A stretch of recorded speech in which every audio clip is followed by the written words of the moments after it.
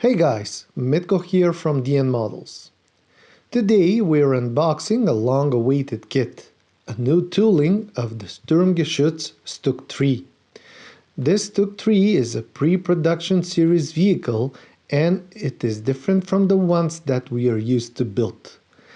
It has a different number of wheels due to the different suspension and looks like Tamiya STUK ausf.b on top.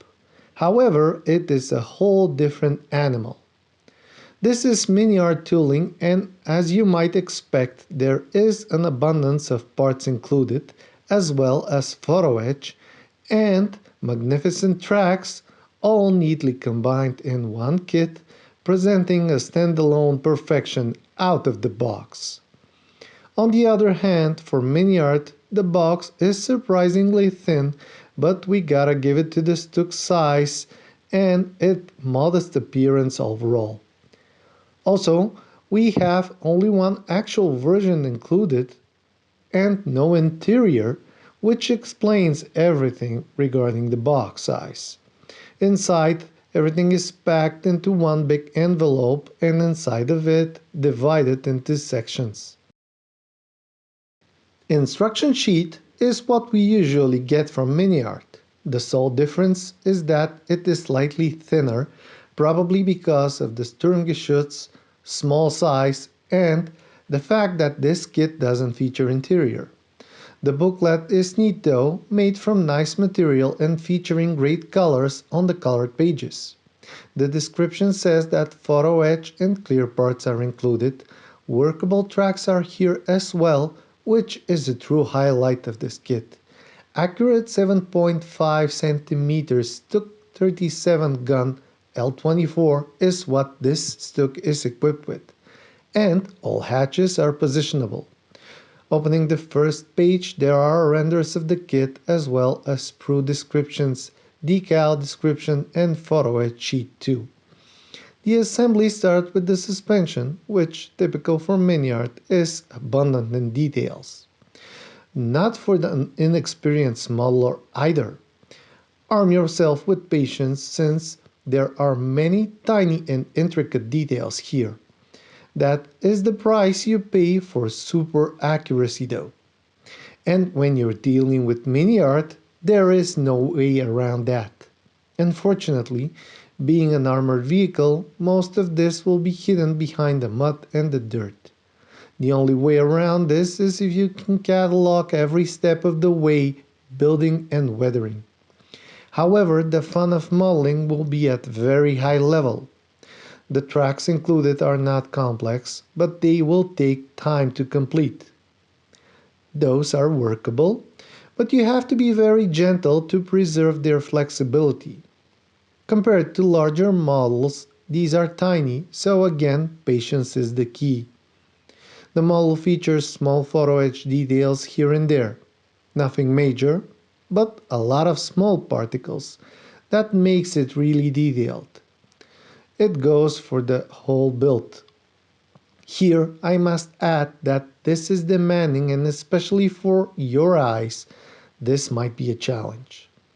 Then another quite stressful stage of the build, the interior elements. Those are presented by the gun internal parts, which by the lack of better words are complex. For some, this might be an impossible build. For others, it is just a matter of time, and there are this third group of modelers that will find this mechanism to be quite satisfactory and more of a pleasure ride than a challenge. Again, this model is not for the faint-hearted nor for inexperienced modelers. As with everything else, even the smallest details are present and you'll probably know by now what you're getting involved with. MiniArt are giving a lot in terms of accuracy and detailing, everything with finesse and attention. This, however, has its other side. That is because it is very demanding to the modeler. Options are presented here and there as any decent company does nowadays. It might be the hatches or the jack. It doesn't matter. Everything is dealt with care. The important thing is that it is present and you're the one to choose which one you want to make. As comment on the instruction sheet only, well, it is clear, nicely arranged, and not unnecessarily complicated by its designer. Steps are not overcrowded with sub-assemblies or details, and you can easily follow the build without any hassle. Have in mind though that most of this is small and intricate details. So be aware of that fact. It is not meant to be your first model, that is certain. Let's talk some plastic now. Standard, gray plastic material. Elements are spread out on white and long sprues. Details are wonderful, by any standard, depicting a variety of elements, quite often missing from many of the contemporary kits on the market. The plastic itself was a problem for MiniArt few years ago. They, as far as I know, were working with the Russian supplier. As we all know, Russians were never much about quality. They emphasize on quantity, which in this case is useless. For that reason, MiniArt turned toward a Western European plastic supplier. Again, this is to my knowledge only.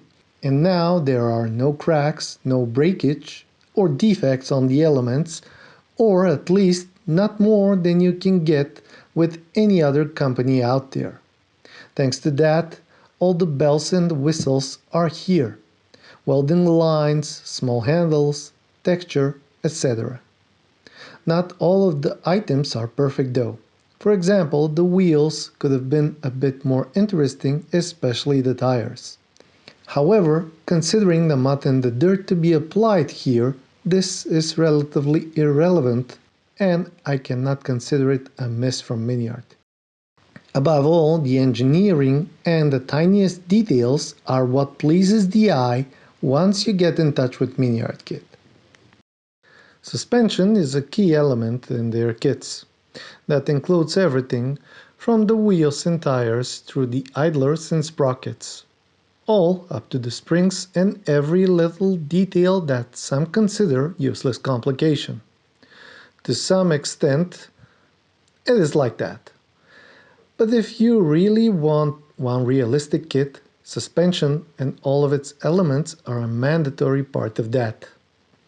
Especially with Zero series of the STUK III, where the most significant difference with the serial tank killers was exactly that suspension. Quite a few repetitive sprues with similar elements are devoted to that, especially the spring suspension as well as the idlers and sprockets. Those are very nicely done. Of course, the tiny elements got what they deserved too, and the only winner here is the modeler, getting this in one box in a manner that will guarantee a long and challenging build. As modelers, we always move forward in that direction, wanting more from companies in terms of engineering and complexity, and challenge ourselves constantly to see how far we can go and how deeply into the subject we are modeling. MiniArt is a company that knows that and works mostly in that direction. For example, the upper part of the STUK could have been done easily by 3 times less the amount of parts that it is done here. But where's the fun in that? In addition to everything stated so far, little things like finest jack elements, crew guns, and many more are included. It is not much, but is definitely a nice touch from the Ukrainian kit maker.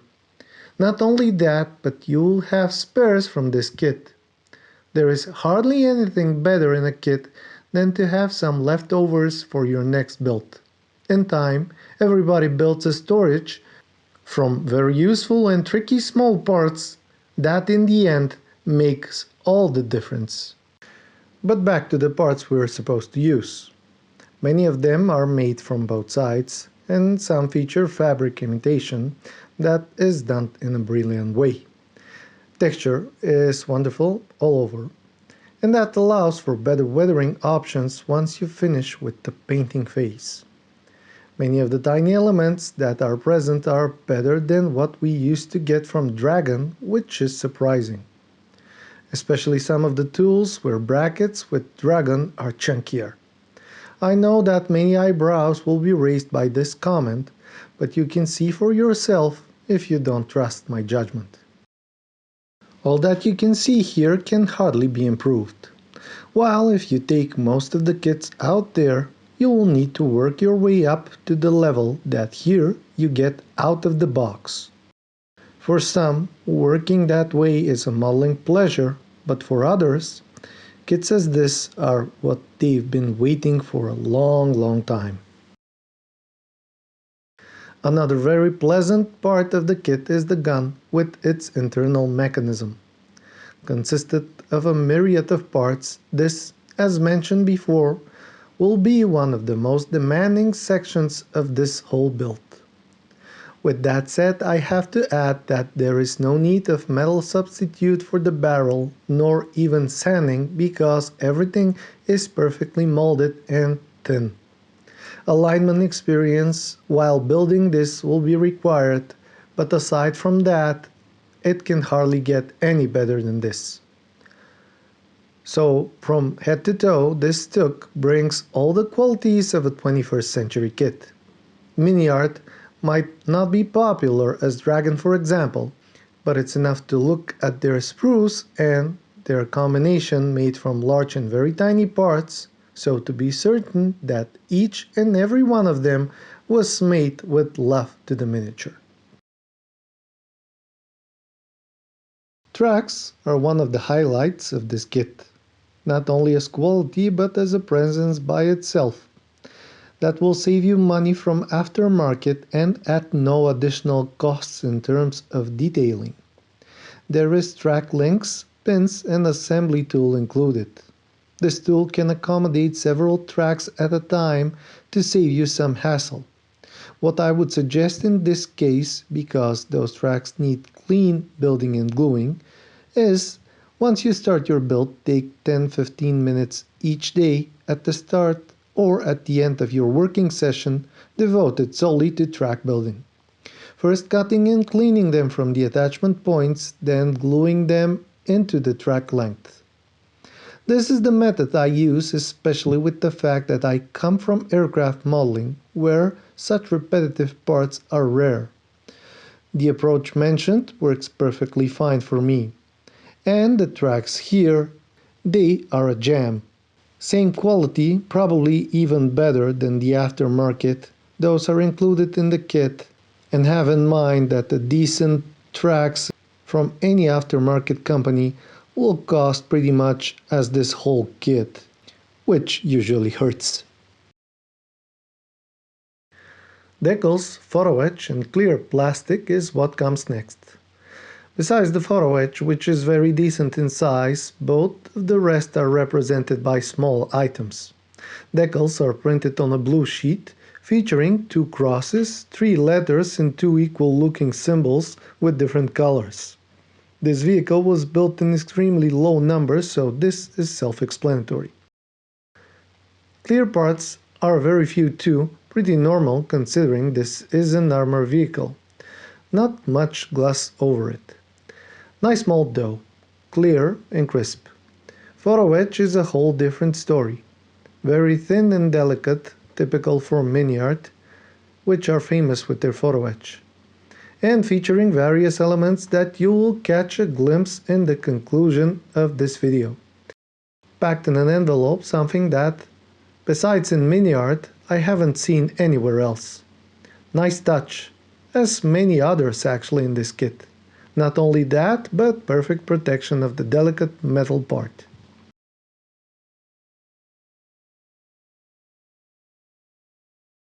As for the paint options, they are all the same.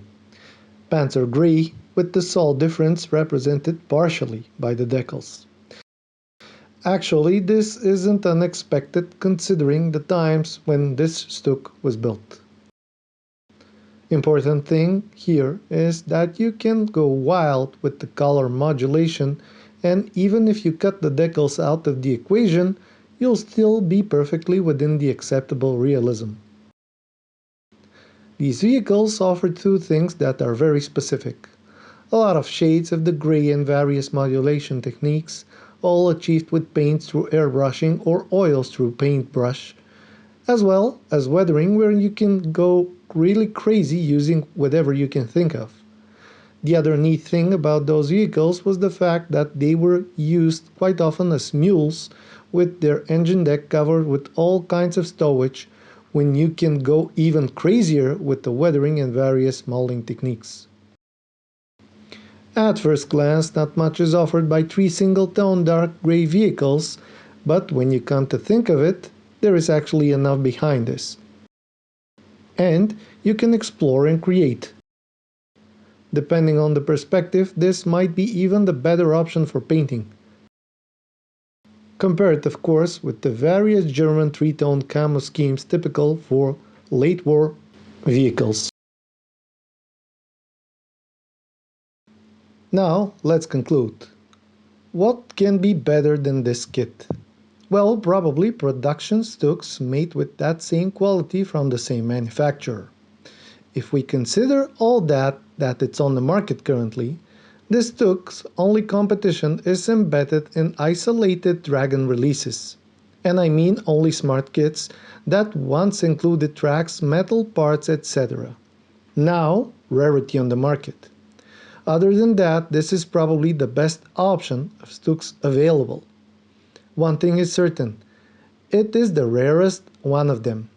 8 wheels per side STUK is not a common view, especially at modeling shows. With all this inside one box and at this price that MiniArt has to offer, this kit is a must. My only hope is that MiniArt will evolve on early STUKs starting with B and gradually expanding to the latest and greatest of this tank killer. There are so many options that if the Ukrainian maker misses on that chance, they will make a grave mistake. Especially with this perfectly good start that we have here. Thank you for watching. Don't forget to comment, share and subscribe. I hope you enjoyed this video and I will see you in the next one.